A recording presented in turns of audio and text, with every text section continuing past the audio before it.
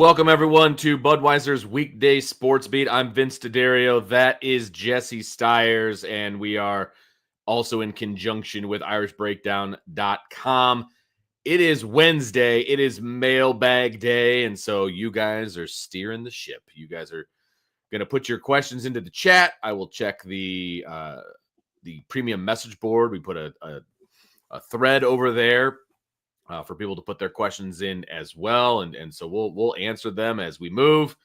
And we're going to have some fun with it. But before we get to the mailbag, and I'm sure that some of the questions will be concerning the college football playoff rankings that came out last night, Jesse, and I'm sure you were glued to your television at 7 o'clock Eastern last night as they revealed I think it's week 15, I think technically, rankings.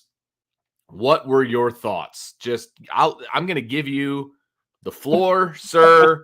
You go whichever direction that you want to go with this, whether it's Notre Dame related, whether it's whatever, man. What did you think about the rankings that came out yesterday following the end of the regular season? Well, Vince, I appreciate this monologue on You're welcome. Fine Wednesday evening. Cold here, about 6 inches of snow on the ground. Yeah. But, we got after it today. We got it done. Well, you were here over the weekend, so not to derail you, but I believe we got more than 6 inches. So I'm guessing. Yeah, I left Saturday morning before all of it came. I hit a very timely exit and said, you know what, I'm getting out of here. I'm not dealing with any of this snow. We already had snow on the ground in Cleveland when I got back. Yeah. So I tried to stay. I don't like driving in the snow. I have blown two tires on that 80-90 toll road in the snow before in the winter. I don't like it. Got to change the tire. I remember one time I cut my hand because it was so cold outside and I'm out there trying to change a tire. So that sounds awful. I have too much trauma. I was like, you know what? I'm getting out of here.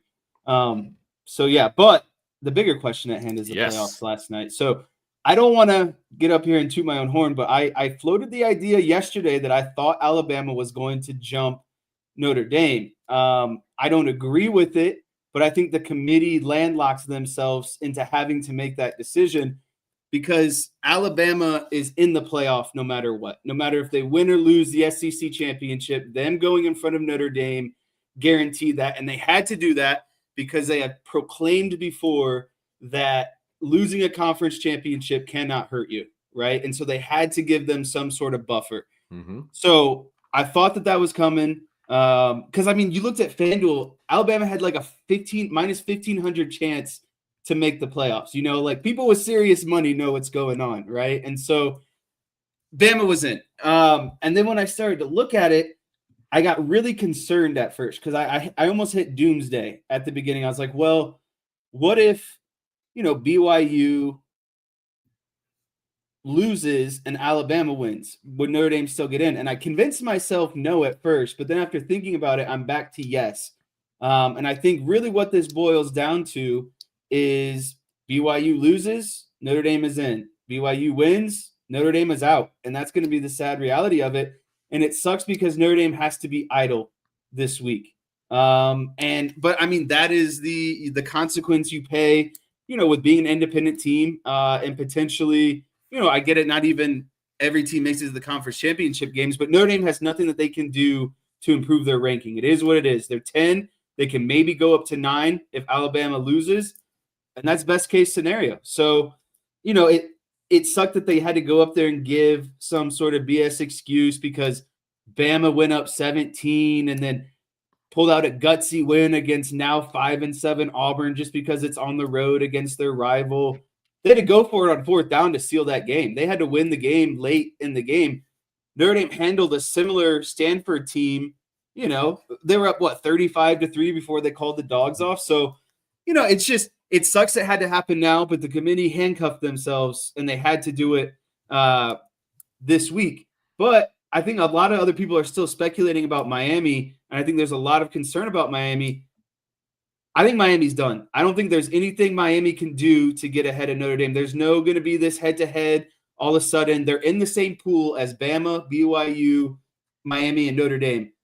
Their fate is sealed. So anyone that wants to try to get in your ear about Miami potentially jumping Notre Dame, just close them out because it's not going to happen. And you're going to stress and be really worried more so than just whether or not BYU wins or loses this weekend. And that ends my monologue. Not bad. I give that like a B. I give it a solid B for that monologue. It's interesting because at first I was upset because I thought, with the way things went this weekend, that there's no way Notre Dame moves down. The only thing that could potentially happen is that they move up because Oklahoma's win over LSU was less than spectacular, to say the least. It was their offense is putrid. Absolutely awful. Like if they reach 20, they're going to throw a party in Norman. Like that's how I feel about Oklahoma's offense right now.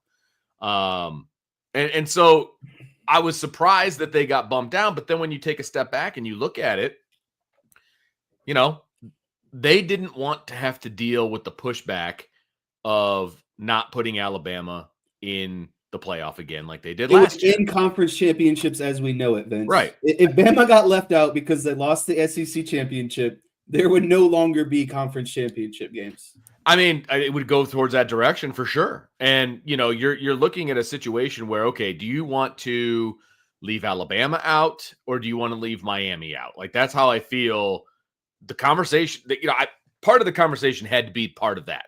You know what I mean? Because at the end of the day, obviously all that matters is what the committee thinks. And we've been trying to tell people all along, when you look at the metrics, this is how it's going to come out, but nobody really wants to listen when it comes to Miami versus Notre Dame. And it's not a Miami versus Notre Dame conversation. That's what I think people don't understand. And they made it very clear yesterday when the committee chair was talking about, because he got asked 3 different times about Notre Dame and Miami. And I hate that it has to be that very pointed question because it handcuffs him, but people demand answers, but then they're going to micro-analyze whatever he says. But it's like you're asking him a very specific question that he's not going to give you that direct answer that you're looking for. He gave a pretty darn direct answer, honestly, because, he said they're separated by a few spots in the rankings. I don't think you can say resumes really of any of these teams in the top 13 or 14 are significantly better than the other. We've got really good teams. It has been significant, and I mean a significant debate. We went well over our normal time today in trying to make sure that we especially got 9, 10, 11, and 12 correct. And he also went on to say, head-to-head again is just one of the tools that we use to evaluate the teams. If we were comparing Notre Dame and Miami side by side, it's a little bit easier to use that comparison. But we're not comparing Notre Dame and Miami side by side. We're comparing really we've been comparing Alabama, Notre Dame, BYU, and Miami collectively and evaluating those teams and how they look. When you put all the teams together, the committee has felt for the past several weeks that Notre Dame, now again, winners of 10 straight and really dominating on both sides of the ball in those 10 wins. And then BYU, an 11-1 team with really strong strength of schedule and strength metrics, wins over a couple of top 25 teams, deserve to be ranked higher than Miami. So that's why we have the order of Miami, or BYU 10 and Miami 11. Right there. He said it multiple times in his responses. And how is anything going to change from last night to Sunday when Miami and Notre Dame don't play anymore? Their resumes are set in stone. I don't see Miami jumping Notre Dame after the fact. If they wanted to jump Miami over Notre Dame, they would have done it 3 weeks ago. Yes. They would have done it 2 weeks ago. They would have done it a week ago. They would have done it last night. They didn't do it at all. Why would they wait until on the Sunday night rankings to jump Miami over Notre Dame? I don't see it. I don't see it either, Vince. And I think the thing you have to realize as well is the team in front of Notre Dame, Alabama. Then you have Notre Dame, obviously, and then BYU, and then Miami. Alabama and BYU are obviously playing for conference championships. And the committee has said before, these are things that are not going to hurt you at the end of the day, right? And so even if BYU loses, it's not like they're suddenly just going to fall out of the bubble. They made their conference championship, Vince. Their 2 losses would be to the number 4 team in the country that is now getting a first-round bye. Miami's 2 losses still come to Louisville and SMU, two ACC teams that aren't even playing for the conference championship, just like Miami. So they would both have 2 losses, but BYU would have 1 more win. And their 2 losses would be to the number 4 team in the country. It's not like Miami would just magically jump BYU either, because, again, the conference championships don't hurt you. And still with the loss, BYU's resume, I think, is better than Miami's. And that's just how it is. And it's unfortunate that BYU would also still be left out because of how putrid the ACC is right now. Right. You know what I mean? Like, BYU is right now the first team out, and Miami is the second team out. Even if BYU gets beat by Texas Tech, I still think their resume is better than Miami's, to your point, and they're both going to be left out of the playoff. Vince, Texas Tech and BYU, I think, play in a tougher conference.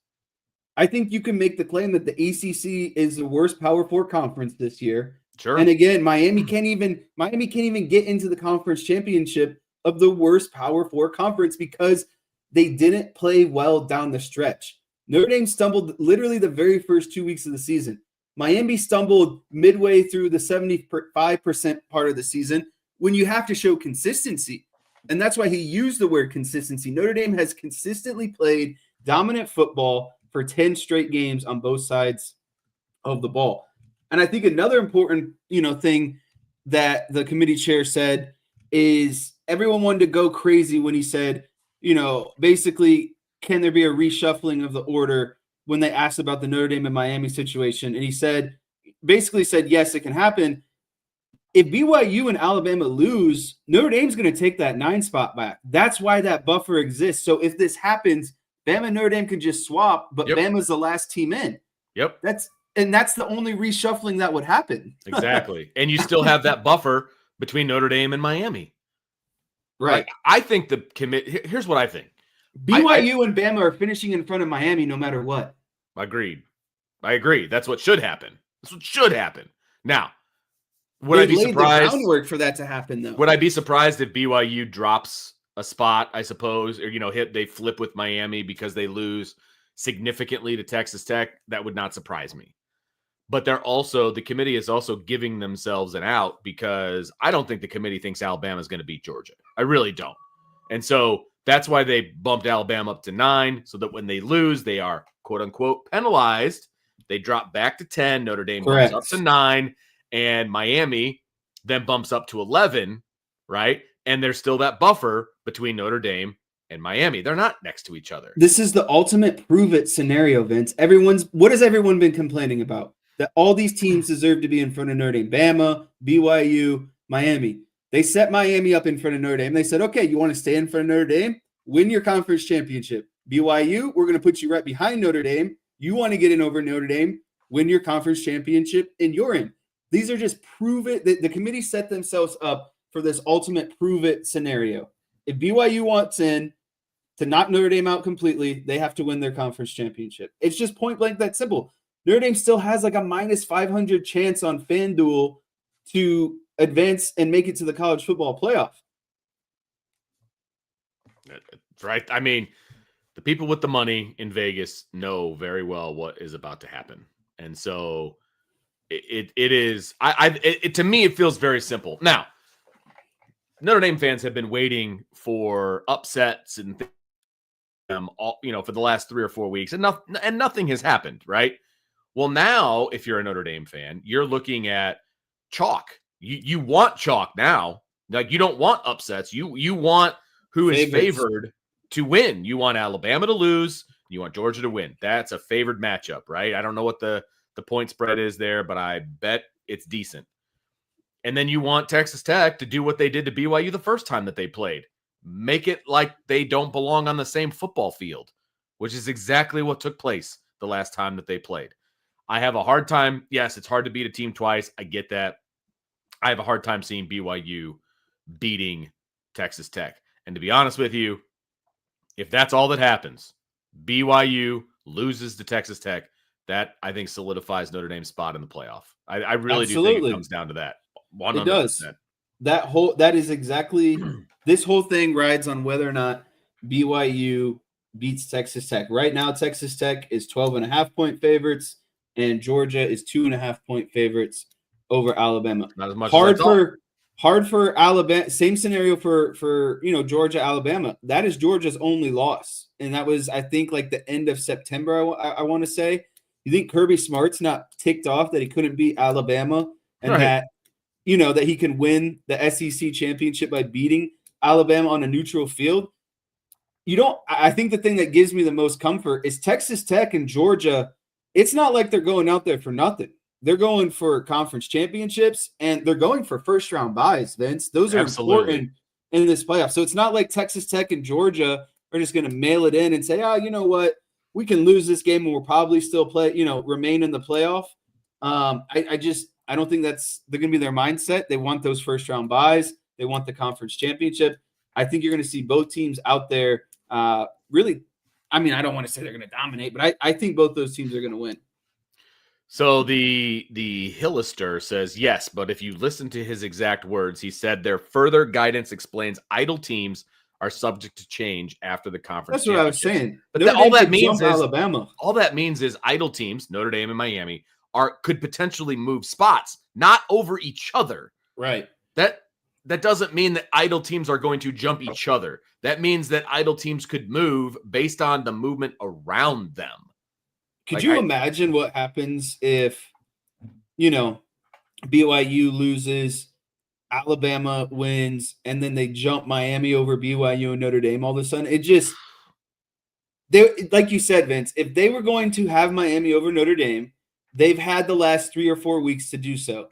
It's not just going to magically happen next Sunday. Right. Exactly. They would have done it. What is stopping? There's no benefit of not doing it tonight and then suddenly doing it next Sunday. Correct. That's my point exactly. And they're not going to just completely blow up the rankings and change everything completely on Sunday. There's going to be movement, right? There's going to be movement. Absolutely. Look, somebody's going to lose the Big Ten championship. So somebody's going to fall. They're not going to fall far, but they're going to fall. And that is going to affect who gets a bye, who gets a home game, who gets who's on the road. Like, that is what is going to change on Sunday. I don't think there's going to be a whole lot of change from a who's in and who's not, right? We've talked about the scenario where Notre Dame gets pushed out. Yeah, if BYU and Alabama both win, Notre Dame's probably on the outside looking in. But here's the thing, and I will say what a lot of Miami fans or Alabama fans are unwilling to say. Notre Dame put themselves in this situation. Bottom line, they put themselves in a situation where they no longer have control of their own destiny because they lost the game. Yeah, that's a crappy spot to be in. Right. Miami did the same thing. They put themselves in this situation. Alabama put themselves in this situation. Now, Alabama has an opportunity to get themselves in by winning this game, right? They'll be guaranteed to get in if they win this game. But you put yourself in this situation, I'm a Notre Dame fan. I want Notre Dame in, no doubt about it. I would say that they put themselves in this situation, and you can't do that. You can't give up 41 points to Texas A&M at home. Can't do it. Can't do it because this is what happens, right? You can't allow and play passive on a Hail Mary play to the front of the end zone so a guy makes a friggin' Sports Center, all-time catch with one hand for a touchdown because you're afraid to go after the ball and make a play. You can't do it because now you're in that position. And going into the season, we said that they had to split one of those two games or the fate would no longer be in Notre Dame's hands. And that's exactly what's happened. If Notre Dame wanted it to control its own destiny, they just had to split those games. One loss, they'd probably be sitting, in the top 5-6 right now. Absolutely. But they lost both of them. And like you said, you just can't give up 41 points at home, and you can't give up a Hail Mary as the quarterback's throwing up a prayer, a ball that you should have intercepted, but a guy makes the ESPN catch to go ahead and beat you. So it sucks. But if you told me that Notre Dame could suffer 2 losses at the beginning of the season and have probably a 75% chance of making the college football playoff, I would take that every day of the week. Yeah.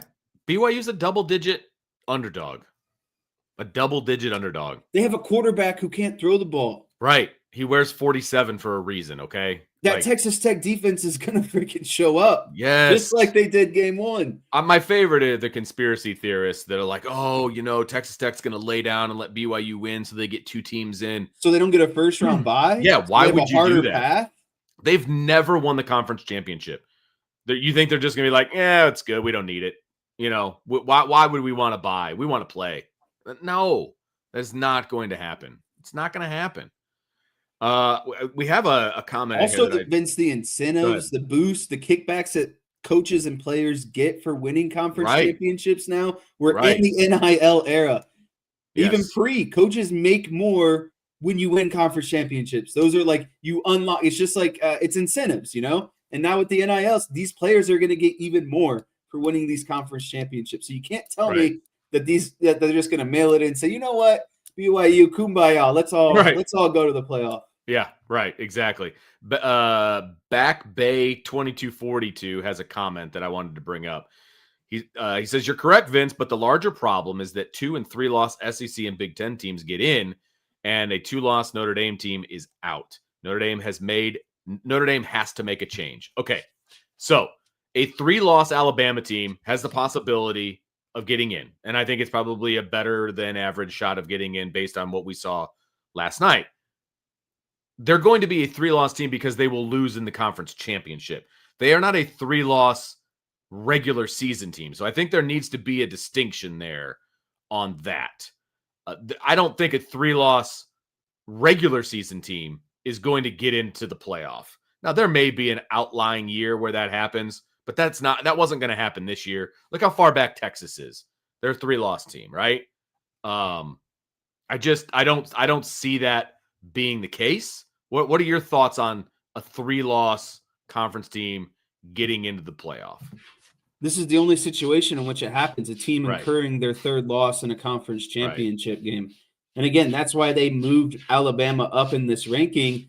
So if Alabama loses this conference championship game, they're still in the playoffs because this can't hurt them. And that's exactly what the committee said. So it's not like a straight up Texas or, after Texas, when is the next 3-loss team? You're looking at, getting into the 20s possibly before you see another 3-loss team. I think, maybe USC is back there at like 18 or 19 with Michigan. But anyways, that's how far back you have to go. Right. It would have to be a special season where everyone is just beating everyone for, 3-loss teams to start making their way up towards that top 14, 13, 12 area. So, I failed to mention this as well.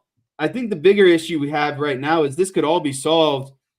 What if Duke wins and we have to see Tulane and James Madison in this college football playoff? Mm-hmm.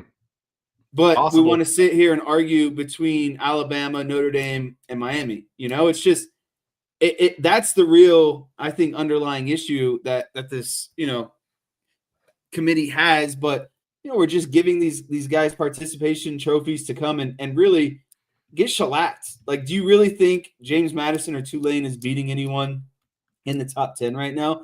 There's just no way. So I think what this question was implying is Notre Dame has to make a change as in joining a conference. Listen. Never going to happen. Notre Dame has a very clear path to the playoff with the current format. Mm-hmm. They know what they needed to do. And like we said, part of that issue is you can't lose 2 games, especially when you're giving up 41 points at home.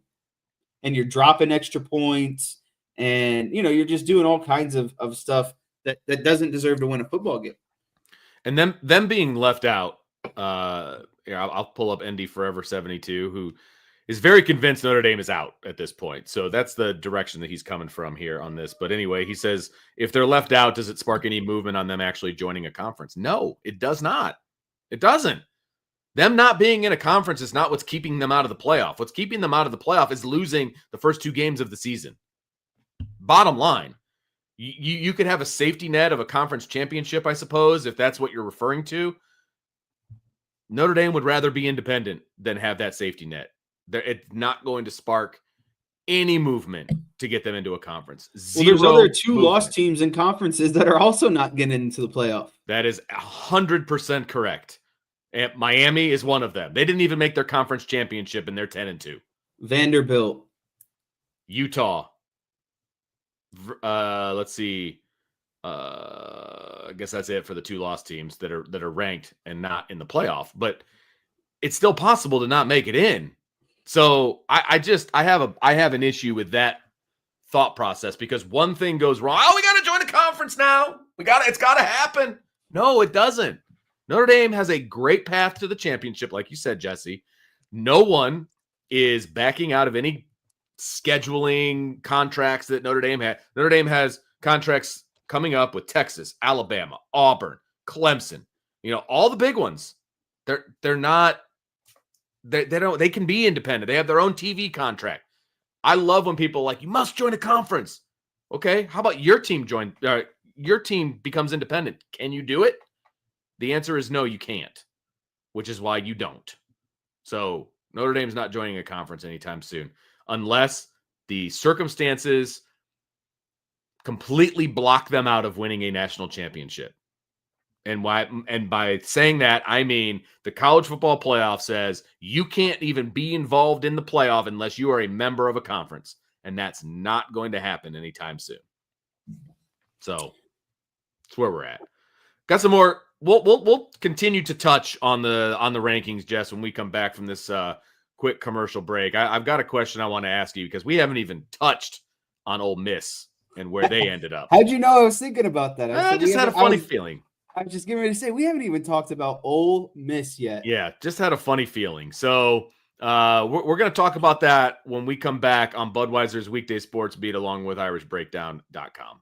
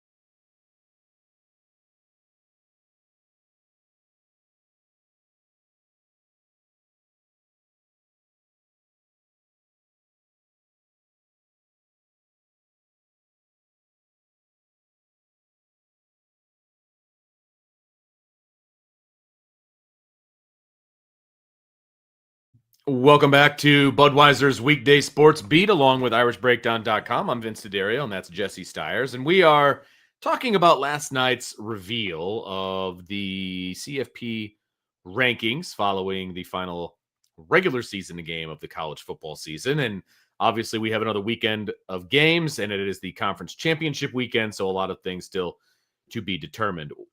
One of the things that we haven't spoken about yet, Jesse, because we've been talking mostly Notre Dame, Miami, Alabama, what's going on in the 9, 10, 11, 12 region.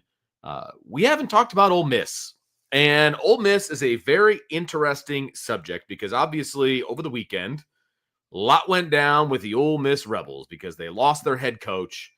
And then the entire offensive staff was going to LSU. Well, now the offensive staff is coming back, but not Lane Kiffin. And now they have a new head coach with from their defensive coordinator. He's now the new head coach. And Hunter Yurachek was asked specifically about the Ole Miss situation. And so I want to read what his response was. And then I want to get your thoughts on this, Jesse. And you can take it whatever direction you want. You can respond to his response. You can give your own, whatever you want to do. So basically, the question was,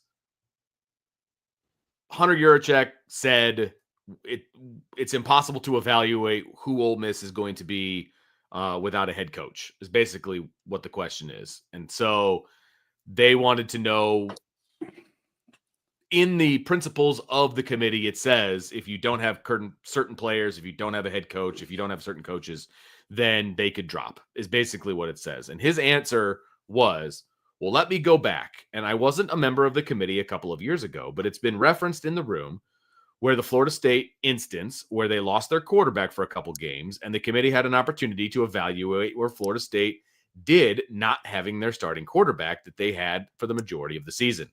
We don't have any way to evaluate what Ole Miss looks like or plays like without their head coach. It looks like they've stabilized that program by appointing their defensive coordinator as their head coach. Their offensive coordinator, we are told, is going to come back and call the plays. So we can only evaluate what we know. And what we know now is that Ole Miss is an 11-1 football team. End quote. What are your thoughts on the whole situation and that quote specifically? So I'll start with, I never was crazy enough to think Ole Miss was out. Like, I didn't think that they would be completely out of the playoff. I definitely didn't have them on my bingo card moving up a spot. So I'll start there. I think it's egregious that Texas A&M did not stay ahead of Ole Miss and that Ole Miss got to jump up a spot.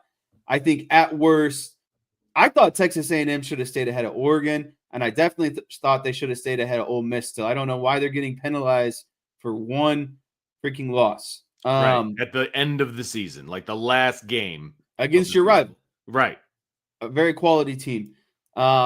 So that was kind of where I was at first.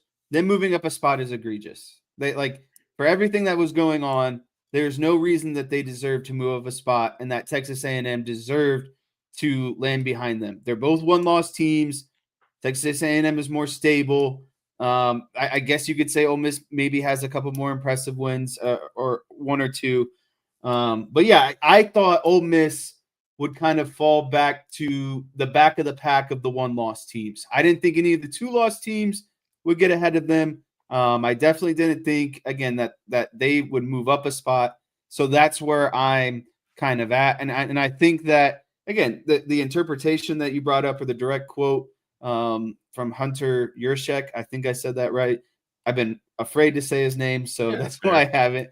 I think that they have just like his rationale for moving up, Notre Dame, moving up Bama in front of Notre Dame because of this performance they put on against Auburn.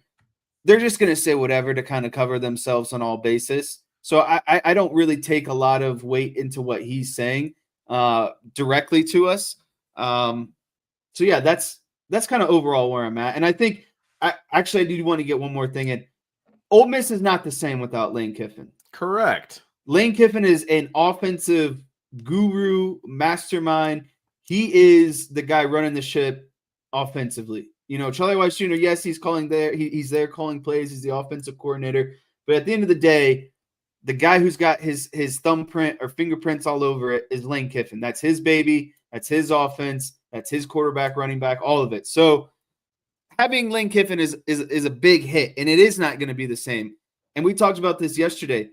This guy is becoming a head coach for the very first time, Vince. We don't even have data of what he looks like as a head coach, let alone what he is going to look like in the playoffs. Granted, where they're at, they might get to play North Texas or JMU in the first round, so it might not matter at first. I think we'll know a little bit more in the second round. But again, it's a lot harder to put on the headset and be the head coach, and you're making split-second decisions that can have, a direct critical impact on the game. So again, for them not to fall to the end of the pack of the one-loss teams was very surprising for me.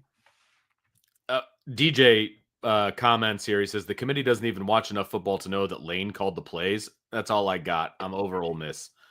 Look, man, I don't disagree with you. To say that, well, the offensive coordinator's coming back, so everything is going to be exactly the same as it was, is a very uninformed thing to say, which surprises me because he has been very informed about a lot of other things that he talks about football-wise. Talking about who's good at running the ball, who's good at stopping the run, like all these different things that he references when talking about other things.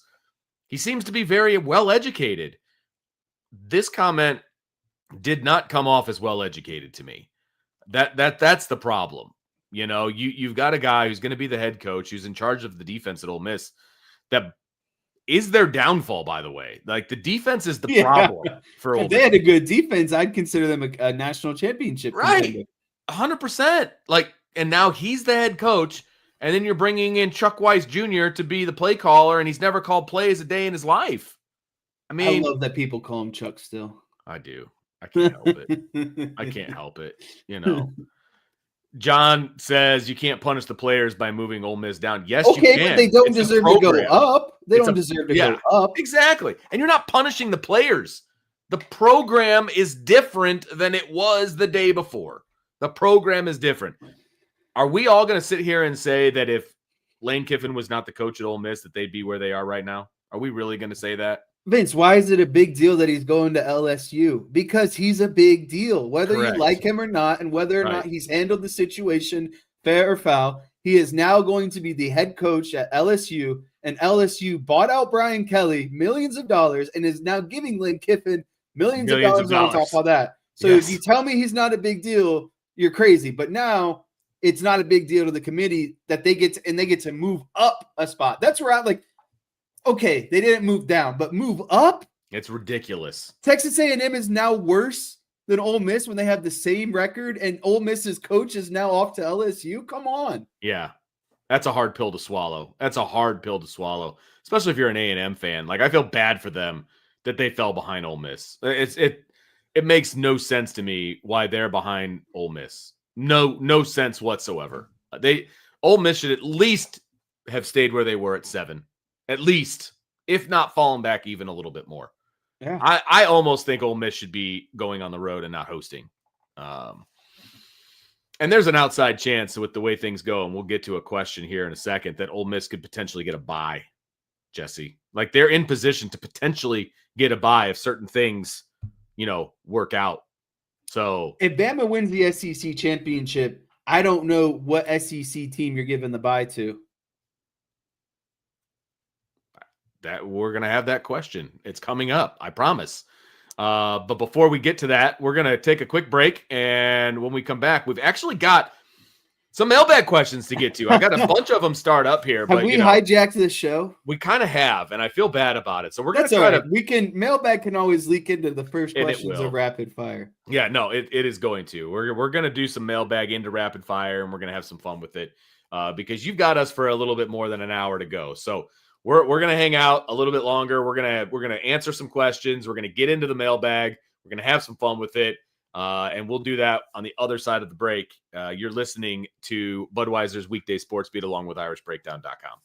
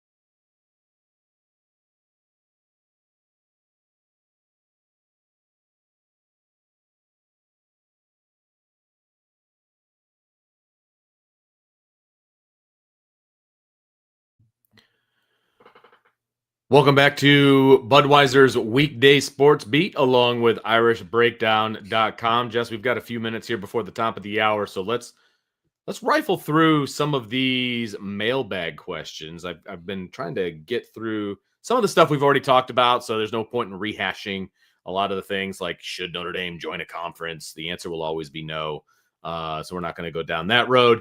Here's an interesting one from Jack. True or false? Will this year's college football champion be undefeated? In other words, is Ohio State going to win the national championship? Ohio State or IU? Yeah, I know. I'm joking. Well, the Hoosier fans out there. But yeah, so basically, is it going to be Ohio State or IU? False. And that's all I'll say. I want to get through some of these quickly. I think false. Ooh, okay, fair enough. I think it's false as well. It's hard to go undefeated. It's really hard to go undefeated and go back to back because that's what Ohio State would do. Yeah, that's also true. So I'm with you on that one. All right. So GMS 8201, more of a comment than a question, says we need to just use the computers from now on. The SEC bias is just too bad. The SEC has been terrible out of conference the last few years. So he wants to go back to the BCS era, basically.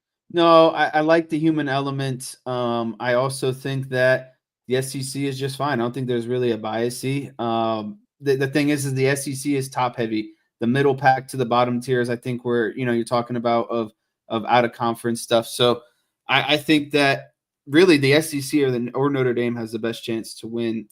Some of the best teams to win a national championship this year, and it's just the way it is. I think the SEC is always going to get around 4 teams in. Yeah, which is why they don't need to have automatic bids. There's no need for them to have, 4 automatics and all, you know what I mean? Like that's just not necessary because it's probably just going to continue to happen over and over and over again. Obviously, we have a ton of questions in here from Salty, and I'll start with this one. It's pretty easy. Which team is the most overranked in the CFP rankings? Oregon. Really? Okay. I say Ole Miss. I think they're the most overranked right now. Which team is the most underranked in the playoffs rankings? It's tough because, I understand where this is going to sound biased, but I understand where Notre Dame's at because of the 2 losses. But I think they are their team where they are right now is more of a top 5 team. So I think they're very underranked. But again, I know why they're ranked. Yeah, right. From Michael, if Alabama gets absolutely stacked on Saturday, beat badly, will they drop them out of the playoffs? No. I don't think there's any way that happens. Again, FanDuel has Alabama minus 1,500 to make the playoff. To me, that tells me win or lose, no matter what, Alabama is in. I agree. I don't think it matters. Means you'd have to bet $1,500 just to win $100. There's no way. After last year and what the committee did last night, there's no way that Alabama falls out. I don't care if they just go out there and just get absolutely whipped by Georgia. It's not going to happen because then the committee will be like, well, we don't want to punish teams for losing their conference championship. Exactly. So we're just going to drop them 1 spot. Like that's all it's going to be. They're not going to fall out. It's just not going to happen. It's not. From John Stryker, who gets the 4 buys? I think Ohio State and IU are locks. Georgia and Texas Tech if they win. If they lose, Oregon and Ole Miss. Yeah, I think Ohio State and IU are locks. I think Texas Tech is as well if they win. Let's play, worst case scenario. Texas Tech loses and Georgia loses. I think Ohio State, IU, Oregon, you would have 3 Big 10 teams getting a bye. And then one SEC school would get the last. And I think it would be Ole Miss or Alabama. Ole Miss obviously makes the most 6th spot. They're not playing. They have an opportunity to move up if teams ahead of them lose. I agree that Ohio State and IU are locks for the bye. No matter what happens, I think, if it's a blowout on either side, then the loser drops to 4. Yep. If it is a close game, the loser drops to 3. I don't see it going any further than that. And so I do believe OSU and IU are locks. I think it's going to look exact. I mean, the 4 teams I think are what you're looking at right now. It just be in a different order. I think at the end of the day, it's going to be Ohio State, Georgia, IU, and Texas Tech in that order. That's the order I think it's going to end up. What would you guess as to what you think is going to happen? What you just said. Okay. I think IU is well. Actually, I think IU is 1. Georgia is 2. Texas Tech 3, IU 4. So a little bit difference. I think if you have 1 loss and one team's the conference champ, I think they have to be above the 1-loss team that is not a conference champ. Okay. Fair enough. But we have the same 4 teams. Yeah. Okay. Awesome. All right. That's going to get us to the top of the hour. So we're going to take a quick break, and we will see you guys on the other side of the 6 o'clock break here on Budweiser's Weekday Sports Beat, presented by IrishBreakdown.com.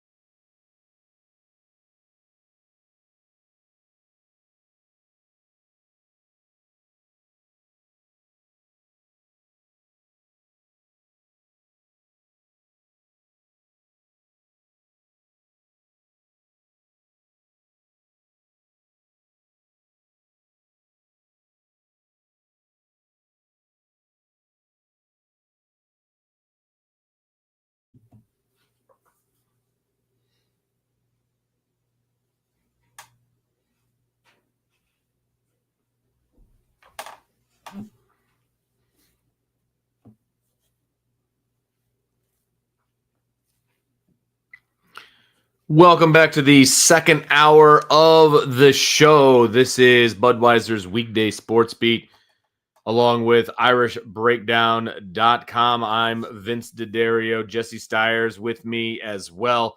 We failed to mention this in the first hour of the show. Sean Stiers, normally in the captain's chair, is not here today because he is en route to, well, a place that's in the news right now, but he's not going there for that. He's on his way to Oxford, Mississippi, which everyone should know is where Ole Miss is, because Notre Dame and Ole Miss face off in women's basketball tomorrow night, 9 o'clock Eastern. I used to think 9 o'clock tip-offs were late until Notre Dame kicked off at 10:30 on Saturday. I no longer think that. But they will tip off at 9 p.m. tomorrow night. And so there will actually not be a show tomorrow with everything that's going on with everybody else. I was the only one that was available. There was nobody to co-host with me because Sean's going to be doing a game. Jesse's got plans. Trevor's got plans. Like, it's nobody available. And so we're not going to have a show. And so you'll just have to tune into the women's basketball game at 9 o'clock if you want to hear the dulcet tones of Sean Stiers on your radio dial. And you can also find them on the Odyssey app, AUDACY. You can check that out there as well. And so since we don't have a show, I'm volunteering to do something else tomorrow night because you can't just have a night off. That doesn't exist, Jesse. Vince, I know what you mean. Whether this time is always blocked off, whether or not there's a show. 100%. 100%. You know what my plans are tomorrow. What are you doing tomorrow? Oh, I didn't want to tell you this. Oh, when you brought it up, so now you have to. I know. I had to do this though. I'm going to this the Thursday night game, Cowboys versus Lions in Detroit. Oh, nice. In Detroit? Yep. Okay, making the trek to Detroit City. Yeah, so I don't know if I've explained this on the show or not, but I definitely haven't explained this to you. One of my good friends from my days at Siena Heights, him and I still stay in contact, good friends. And when he came to my wedding, he said, how about you and I go to the Cowboys and Lions game? He's a season ticket holder. Nice. He's got an extra ticket. So very gracious of him. I'm going to drive up there tonight after the show, get some work done during the day. And then we're going to go to Thursday night football tomorrow night. Big game for both teams. Both teams are trying to stay in the playoff hunt. So it's going to be fun. We are bitter rivals. He's a Michigan fan. So we go to Notre Dame and Michigan games together. Loser always buys tickets to the next one. And now we get to fuel this Cowboys and Lions rivalry. That should be a lot of fun. I have not been to a game up in Detroit, but I know people that have, and it is a loud, raucous environment. So I'm glad it's indoors. I've been to maybe 2 or 3 Lions games in my day. My dad and I have been to a Cowboys and Lions game there before, actually, but that was back in the day. So yeah, I'm just glad I'm not sitting outside. Oh yeah, well, I'll be sitting outside on Saturday when I go to my son's bowl game. It's going to be cold. It's going to be it's only going to be it's going to be like 32 degrees at kickoff, so that's actually not terrible. And it's in the middle of the day, so it's not too bad. It could be a lot worse. So I'm actually get some happy about that. Chocolate in you, get the hand warmers. I know you got some cold gear. Oh, absolutely. I've sat in some pretty. You've coached in some cold environments. I've been in some pretty nasty environments, either to watch my kid play or coach somebody else's kid. So this will be nothing. I have no problem with that. Tomorrow, I will be the PA announcer for the Penn swim meet, is what I'm doing tomorrow. So get to help out my buddy John Van Driesch. So I'm looking forward to that and watching his team, the Penn Kingsmen, take on my alma mater, the Marion Knights. And I told him today, he's like, yeah, we're taking on your alma mater tomorrow. And I said, oh, that's great. I said, they didn't even have a swim team when I was there. And he looked at me and he goes, they still don't. I was like, oh, ouch. Man, that hurts. Hey, man, good to know. He was obviously joking. Right. But, it might as well not. Big school, small school, and he had to give me a jab. So, I appreciate that. I told him, I said, look, we didn't have a swim team, but we always sent freshmen to the 3rd floor to try to find the pool. And if anybody knows anything about Marion High School, they don't have a 3rd floor, nor do they have a pool. So there you go. All right. enough about that. It is Mailbag Wednesday. We've got questions. I put up a topic over on the premium message board, and so I don't want to neglect our fine subscribers over there. So let's see. Let me get this queued up here. See if we can't find some questions over on the message board. Let me throw this up here. A boom. All right. So first question is best Notre Dame themed Christmas gift that you've either given or received. And this is from Beezer12 Washing Beard. He said he just wanted to give a break from all the playoff minutia. Do you have an answer? Off the top of my head, I do not. I think I did get my Notre Dame starter jacket for Christmas back in the day. And that was, top notch back in the 90s. You get yourself a Notre Dame starter jacket, like that's legit first class material. And I believe that was a Christmas gift. So it's hard for me because my birthday's 4 days after Christmas. So I don't remember whether I get stuff for Christmas or for my birthday. So it came in one of those holidays for me. And so I will say my Notre Dame starter jacket. I'm going to go. Do you remember when Notre Dame removed the wood planks from Notre Dame's stadium? I do. I have a seat number 9 autographed by Tony Rice. Oh, wow. A little autograph action. So I think that would have to be up there. And my parents, of course, got me that. So shout out to the parents. That's awesome. I that reminds me of another gift that I got when they did the stadium renovation back in the late 90s. I have a brick from Notre Dame Stadium with a nice little plaque on it that says, Notre Dame Stadium, blah, blah, blah, blah, blah. I've got that in my office at school, actually. So I got a nice little Notre Dame shrine in the corner of my office. So that would be that one. Let's see. Another question. Who is your favorite Notre Dame recruit ever? They aren't necessarily the most elite or turned out to be the best player, just the kid you enjoyed watching and getting to know the most. And that comes from NH. I do have this one.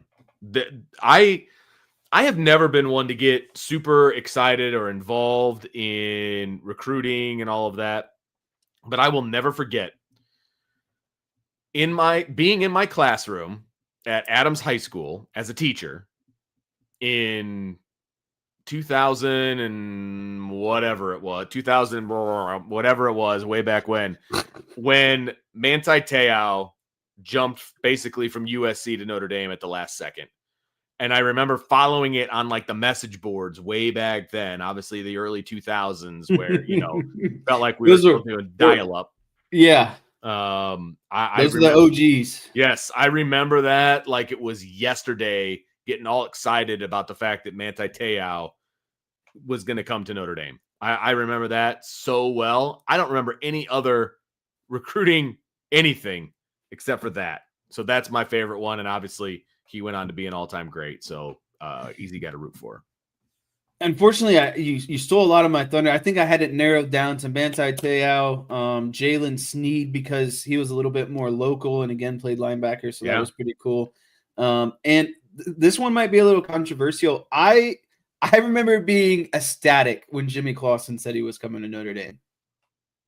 He was top recruit in the country. Yeah. We had Charlie freaking Weiss. He was going to be the next Brady Quinn, like all of those things. So I would say those are my 3. Are you super dialed into the recruiting class for Notre Dame, Jesse? Because I'm not. Okay.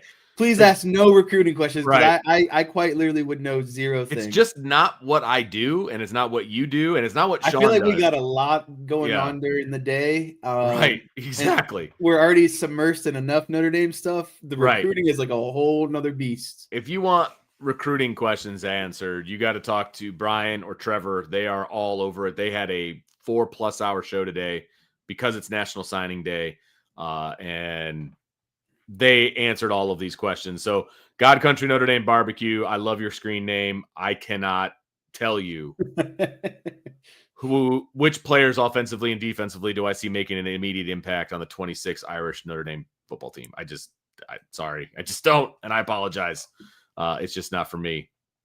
From Domer Grizz, in honor of signing day, do you prefer the old days where recruiting went down to the wire and you never really knew if we were going to get a guy until the letter rolled in off the fax machine? Or do you prefer how it is now where the class is wrapped up over the summer and signing day is just a formality? I can't say that I know too much about the first part. Well, that's true because you're a kid. Yeah, good point. I still think I prefer the latter though, just because I like the showmanship sometimes. You got your family and friends around, you got 5 different hats on the table. Sometimes you pull the fake, sometimes you don't. I saw one the other day where kid was wearing a shirt, mom was wearing a different team, and then he put on a hat of a third team, and mom straight up got up and walked off. What? She was so mad she just got up and walked off. So Ooh. I'm a fan of that sort of stuff. I think it's, and this might sound, very, my generation or whatever, but I think you've earned it at that point. It should be a little bit of a theatric performance. I miss those kinds of announcements because those are kind of going away, to be honest with you. A lot of those hat announcements and it feels like that's not the norm anymore, and that's going away. Kids aren't announcing at the All-American game like they used to, the Army All-American. Like, that's why you watched the Army All-American game, was to find out where guys were going to commit to. Now that's not really a thing anymore because that's in January and signing day's in December. So nobody's committing at the Army All-American game anymore. That's way after the fact. I remember when I first started covering Notre Dame, National Signing Day was still a big deal. Like, there were still questions out there about who was going to sign, and they were trying to flip guys at the last minute and all these kinds of things.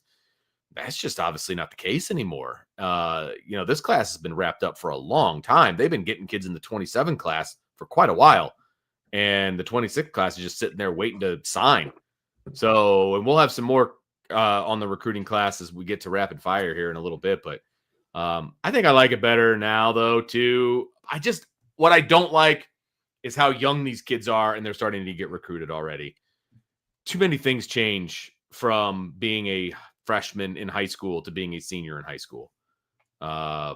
Physically, mentally, just all the things. I mean, we've seen enough recruits where they're getting highly recruited when they're younger, and then they kind of fall off of a cliff because of academics or because of whatever. You know what I mean? I hate to see that kind of a thing. I would rather see a kid working hard to try to get those offers as opposed to getting them early before really that they're deserved, I guess is the best way to put it. So I don't know. I'm old school like that, I guess. All right. I'll tell you what, Jess, let's take a break. When we come back, we will start with some rapid fire. We will still sprinkle in some questions here and there. And then any questions that we don't get to, we will roll them over to Friday because we'll have more show on Friday. Sean and I will be on there. Are you coming on Friday? Are you a Friday guy? I don't know. Chances are slim because I got, I did poor me, but I have to drive back home. I'm going to drive back home from Detroit tomorrow night after the game. Get in late. I got a lot of work stuff to do during the day Friday, and then after that, I'm just probably going to go to bed. Wow. You'd rather sleep than hang out with us. Okay, no, I get it. It's fine. It's fine. He gets it. It's whatever. All right, everybody. We will get with you guys on the other side of the break. We'll get into some rapid fire. We'll have some fun with it on Budweiser's Weekday Sports Beat along with IrishBreakdown.com.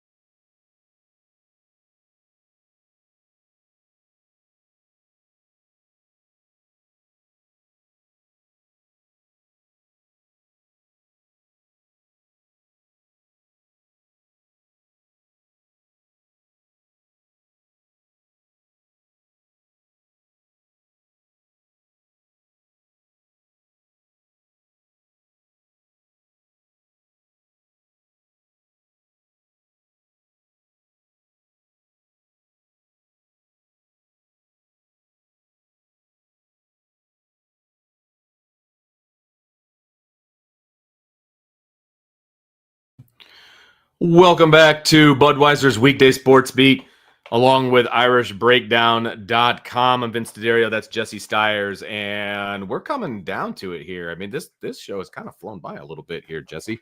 Plenty to talk about, that's for sure, with the rankings that came out and everything else that's going on. But we're supposed to start rapid fire at 6 o'clock. The boss isn't here. We've gone completely off the rails, and it's pushing 6:30. And we're just now about to start rapid fire. Are you ready to at least get a few questions in here before this thing's done? Let's fire this thing up. Woo, baby. All right. Let me see if I can find the right tab. I only have like 77 of them open. Okay. By the way, Jesse, a little peek behind the curtain here. Jesse did some diligence here on the rapid fire questions. I always open up a doc and I'm like, hey, if you think of anything, throw it in there. And usually when I go to check it later on in the day, it's blank. There's nothing there. May have texted me, something like that. I went to check today, and there was a bunch of questions written down there, man. Like, good for you. Vince, I had a quick number 2 break today. I was messing around on my phone, and I was like, oh, I'm on fire right now. I've got great questions. I love it. I was so happy when I saw those questions sitting there. All right. So here we go. So these should be some fire answers is what that means. All right. So first question to rapid fire today. Today is National Signing Day. So on a scale of 1 to 10, how impressive is it that Notre Dame had, count them, 0 decommitments from this class, including 4 5-star commits and the best recruiting class since 2013? It's got to be a 10 out of 10, Vince. This is Marcus Freeman's best recruiting class. This is the best recruiting class since 2013. And it's just so impressive how Notre Dame, specifically Marcus Freeman, is able to sell these guys on the culture and the full, package that Notre Dame offers compared to the rest of these schools. And I think Marcus Freeman does a good job of connecting himself to the parents. I think they've tunnel vision on the type of player that they want. You know what I mean? And so I think when you're looking at personality, commitment, talent, a level of what I would say smartness to a degree, you put all that together, I think Notre Dame has done a very good job of finding their guys and getting their guys to also commit to them just as hard as they are to them. Yeah, this is a 10. This is off the charts for me. I mean, they're looking for the guys that are going to fit into the culture that Marcus Freeman has built over the last few years. And when you find those guys, when you find players that want to be a part of that culture and a part of what Marcus Freeman is building, they don't want to leave. And no amount of money and no amount of anything is going to get them to leave because they committed for the right reasons. And that's the biggest thing to me. I think that kids aren't committing just to commit. They're committing when they know that, no, this is the place that I want to be. And I'm not going anywhere else. And it doesn't matter what anybody else does. It doesn't matter what anybody else says. I know what I'm committing to, and that's why I'm committing there. And, actions obviously speak louder than words, but the actions of these commits, these 27 kids to Notre Dame and guys that have been committed for over a year, sometimes some of them 2 years, with no wavering whatsoever. They all signed, and they all were signed by like 9:30 in the morning. They weren't wasting any time, getting their stuff in. So I realize it's not a fax machine anymore as well. It's all online. It's very easy to do. It was very easy last year to just click, click, click, click, click, done. But I will say this. I'm very impressed by that in this day and age with the quote unquote, the bag being dropped all over the place for kids, especially last minute. All I saw all over Twitter was guys, dropping a team, committing someplace else, all of these different things. And that's just not happening at Notre Dame. And I think that's a trend that we're going to continue to see, which is huge. It's huge. Yeah, I mean, there's like 5 major factors that go into this. One, we see now that freshmen get on the field and can have an impact early on. There's no longer the reluctancy to play players. We see Notre Dame guys competing for Heismans, becoming All-Americans, becoming NFL draft picks. That is also obviously helpful. We now see Notre Dame continuously on the national stage as one of the best teams in college football.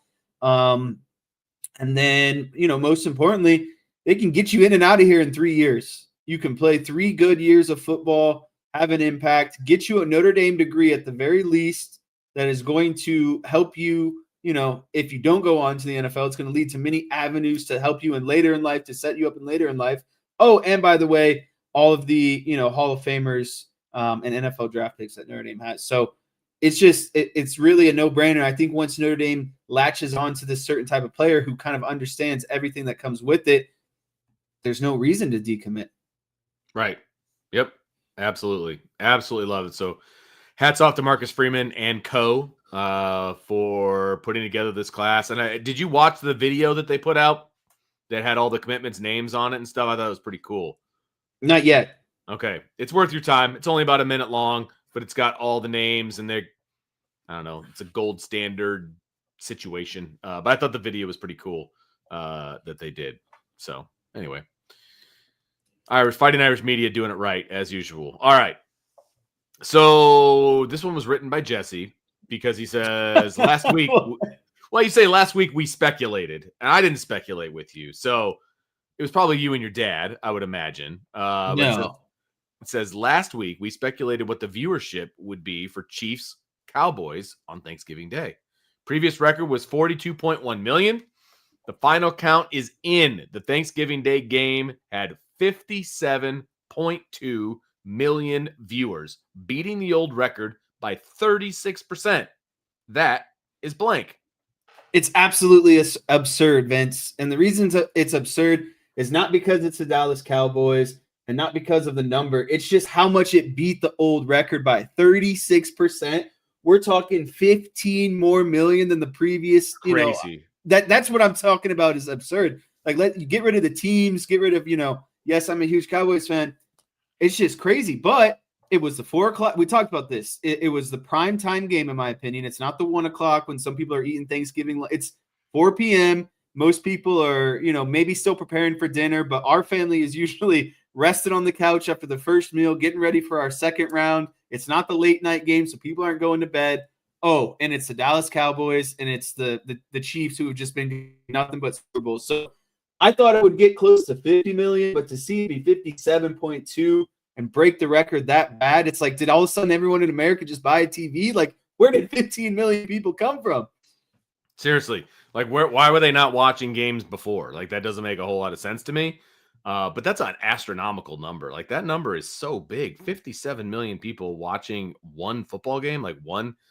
Like, I just that number is just mind blowing. I think it's great. I think it's awesome. I think you had two teams that are going to get eyeballs no matter what, because I think you could say it for the Cowboys, and I think you can also say it for the Chiefs. People either love them or they hate them. I mean, there's really no in between. The Cowboys have always been that way, but I think the Chiefs are becoming that way because of the success that they've had, because of the Taylor Swift, Travis Kelce, angle, all of those different things. I think you've got two of the most watched football teams that are playing against each other on a day where nobody's working. I shouldn't say nobody. Most people aren't working. And so, yeah, I mean, I think it was, I was impressed by that number. I was shocked, frankly, that it got that high. And it was as high as it was compared to the last record. So, hey, touche to your boys. Great game. Had on a great that one. Time. It was actually a really good game as well. So, if you enjoy football, that was just a good game to watch. It was. It definitely was. So, yeah, I was shocked when I saw those numbers. I was thrown back a little bit. So, all right, little college football, scale of 1 to 10. How worried are you that BYU beats Texas Tech in the Big 12 championship? So this is a tough question. I don't want to jinx myself. I don't want to be overconfident. But if I said 5 out of 10, that would mean that it's about a 50-50 chance. It's not that. I'm putting this at a 2 out of 10. Texas Tech is a really sound defensive team. They're a better offensive team than BYU. And like we were talking about, I just think BYU is so one-dimensional. And with how good Texas Tech's defense is, if you force Bear Bogmeyer to throw the ball and you take away the running game, I think it's going to be a very long night for BYU. So I want to say 0, but I have to put this at a solid 2 out of 10. Yeah, I'm like a 2, 2.5 to 3, like in that neighborhood. I watched some of the game that when they played last time, and it just wasn't that close. In fact, I don't think it was as close as the score said it was. I don't have a whole lot of faith in the BYU offense against Texas Tech. Texas Tech's defense is legit. Like they're legit. When you have a middle linebacker who's getting talked about for Heisman hype, you have a legit defense. I think you could say that them and Oklahoma have some of the best defenses in the country. Doesn't mean they're one of the best teams, but I think them, Oklahoma, and Ohio State have some of the top defenses in the country. Yeah. No, I get that. And as far as BYU's offense, I mean, Bear Bachmeier is doing a great job as a freshman. I mean, I will give him all the credit in the world. They're 11-1. That's the other thing. This guy's a freshman. Yeah, this team is not a pushover. But if you take away the run game, and he's very active in the run game, if you can take away the run game, force him to be a thrower of the football, you're going to win this game. Period. Let me ask you this, and I've been meaning to float this around in our group chat, and I'm glad I didn't. I'm glad I saved it for the show. Nice. Do you think BYU is any sorts distracted by their head coach flirting with Penn State over the last few days? Is it hard for a team to really lock in and prepare in a must-win game for a conference championship when coach he can say all he wants he's locked in, but we know that there were a lot of discussions and the crumble CEO had to come in at the last minute and fork up some money to save him? I will say that I don't know what was being said behind closed doors. He could have flat out said as soon as those rumors started flying, I was like, guys, I'm not going anywhere. And then I don't think it's a distraction. So I would say that those kids are, you go to BYU, you're like 27 years old, right? So they're like all adults on that team because they go and do their mission and everything else. So they're like all adults.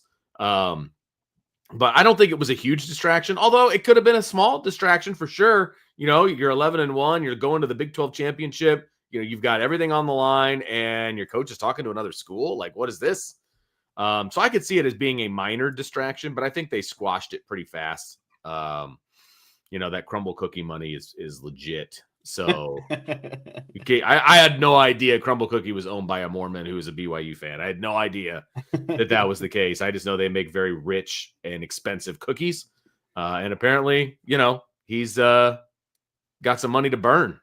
Vince, I know you have a sweet tooth, but are you like a sweet tooth? Like crumble cookies are almost too sweet. Yes, they're almost too sweet. Yes, agreed. 100%. I think they are targeted at kids who have no sugar meter. like they're legit like chocolate chip cookie, with nothing on it, just a chocolate chip cookie. That's what I want. I don't all the frosting and all of the extras, like that's too much. It's too much for me. I agree. Completely. The kids on the other are all hand, like 1,000 calories too. Yeah, right. Exactly. Not sponsored by. Yeah, well, no, we are not sponsored by Crumble Cookie. Although my kids would love it if we were, because then I would get some free product. So go Crumble. All right. Even Tyler, the producer, thinks Crumble Cookies are absolutely fire. Yeah, I mean, look, they're good. But they're also so expensive. Like this is the cheapskate in me talking now. Like they're so expensive. They're so expensive. You almost can't eat one in one sitting. You got to make the most of this. I got to cut this guy in half. Eat the next 100%. 100%. And I will say my first year working at Penn, there was a young lady who worked at Crumble Cookie, who is a student, who is an assistant in our office, and she would bring in no lie boxes plural of Crumble Cookies from the night before because they were just going to throw them out. Yeah.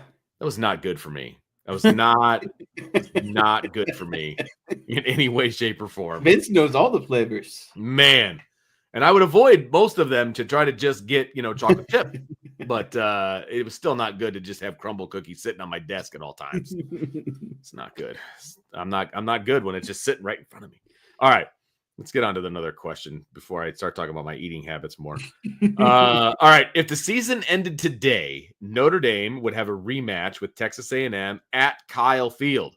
You feel blank about that?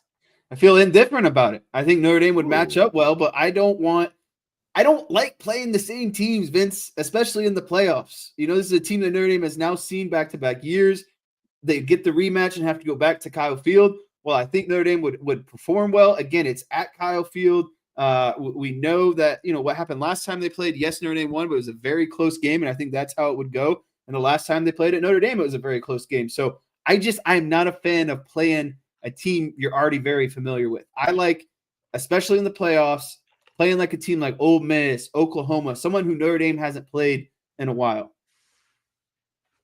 Yeah, I don't really want a team that Notre Dame has played recently. Now, look, if they do have a rematch, I feel good about the prospect of Notre Dame advancing.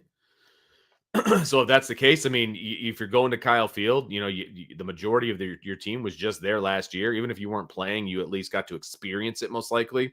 And so I feel good about Notre Dame's chances if that's where they end up going. It's just not that exciting. It's not a, for lack of a better term, it's not a sexy matchup to Right. me. Like I would love to play Ole Miss. Bring on Ole Miss. Like I would love to go down to the SIP and play Ole Miss. When they had Lane Kiffin as well, by the way. That's who I wanted to play. I wanted to play Ole Miss in the first round. Okay, let me ask you this. What's an ideal first round game for you? And let's assume that Notre Dame has to go on the road. Like that's happening. So, what is your ideal place to go that is realistic? I mean, to be honest with you, I think that the opponents really boil down to, if Bama beats Georgia, I think there's a strong chance they could play Georgia. I think there's a strong chance they could play Oklahoma, and there's a strong chance they could play like Texas A&M. Of those three, I would want to play Oklahoma. Yep. I know they have a really good defense, but I just don't want to get into that shootout with Texas A&M's offense. Still scares me at the end of the day. You would hope they'd have some things figured out, but they have a lot of athletes on that team, especially on the offense. I think Kyle Field's a tougher environment than Oklahoma. So, yeah, I think I'd want to play Oklahoma because I don't think Oklahoma's offense would do very much against Notre Dame, if anything. Right. Yeah, exactly. And I think Notre Dame would do enough offensively to get past Oklahoma's defense. I've never been to Norman. I wouldn't mind going to Norman. I think that would be a lot of fun, to be honest with you. I like the matchup for Notre Dame against Oklahoma. I think that, yes, Oklahoma's defense is legit. I think Notre Dame's offense is pretty legit too. And I think that would be a fun matchup to watch. And I don't think Oklahoma would be able to move the football against Notre Dame's defense. They struggled against LSU. They struggled mightily against LSU, man. Like, I think it's a great matchup for Notre Dame. I think they win that game going away. I think it would be fun to go down to Norman, Oklahoma. That's the matchup I want. That's the one I want. I want Notre Dame at Oklahoma. The only problem with that, and again, it's not really even a problem. If that's the matchup, then you're probably going to get Ohio State in the second round. And that's what I was just getting ready to go into. I think the 10 seed favors Notre Dame more because then they'd get an opponent like IU, Georgia, or Texas Tech in the second round. And it's not that I'm afraid of Ohio State. I've said this before. I just don't want to play them in the second round. Yeah. Yeah, I agree. I'm agree. Look, you're going to have to go through the best, right? You're going to have to go through Ohio State at some point. I just don't know that I want them in the second round. So that's where I'm at on that front. But, it is what it is. And I would, if that means if I'm going to Oklahoma and then I get Ohio State in the second round, then so be it. I still want Oklahoma in the second round. So that's where I'm at. All right, I'll tell you what. We got a few more questions here. Let's take a quick break. And when we come back, we'll try to polish it up before we get out of here. I know we're not going to have a whole lot of time before we get back, but then we'll just roll some stuff over to Friday. That's how that works. So we will see you guys on the other side of the break here on Budweiser's Weekday Sports Beat along with IrishBreakdown.com.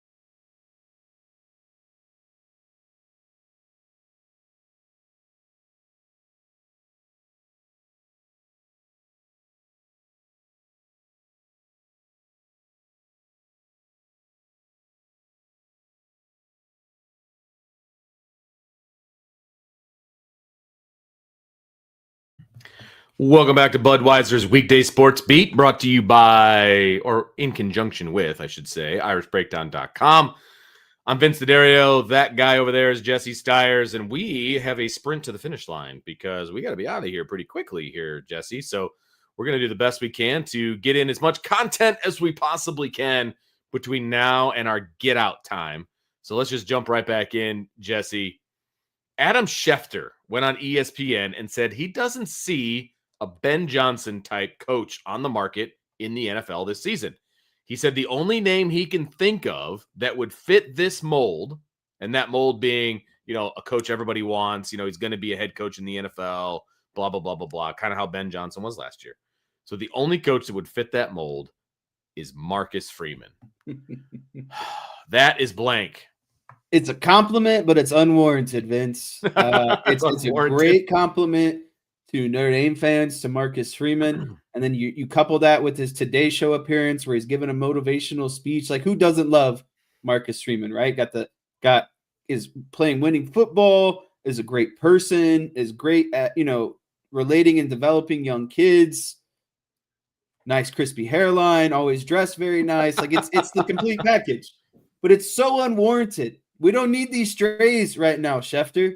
We need to focus. We're trying to get into the college football playoff and win the whole darn thing. So, don't stir this pot. This has already been stirred up a month ago, and it feels like even a month before that.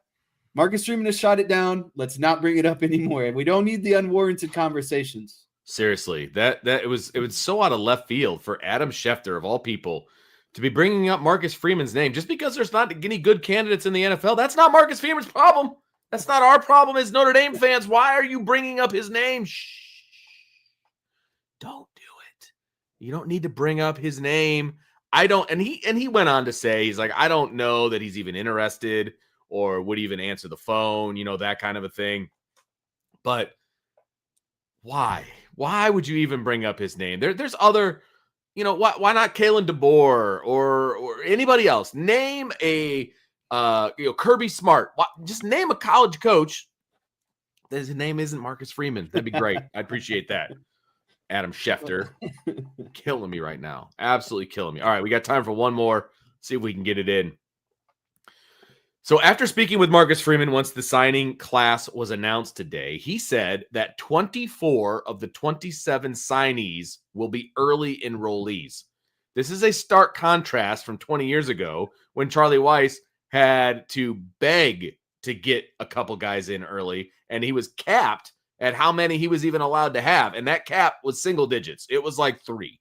I remember it very oh my gosh, Charlie Weiss is going to allowed to have early enrollees. He's going to get 3 guys in. I remember this like it was yesterday. Now it's 24 out of 27 are going to be signing early, or not signing early, but enrolling early. That's blank, Jess. That is the new Irish way. This is what Notre Dame is selling you on. This is why they had no decommits.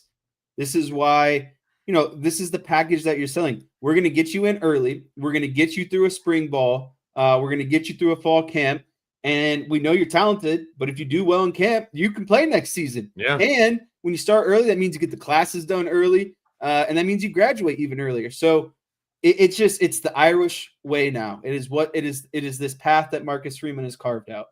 They're going to have their entire complement of a depth chart pretty much coming in the spring, which is unheard of. It's unheard of, And I bet a bunch of those guys, if Notre Dame ends up going on a run in December, they're going to have those guys around too, during bowl prep, just like they did last year. So it's a pretty good situation if you're Notre Dame. All right, we got about 10 seconds, so we got to get out of here.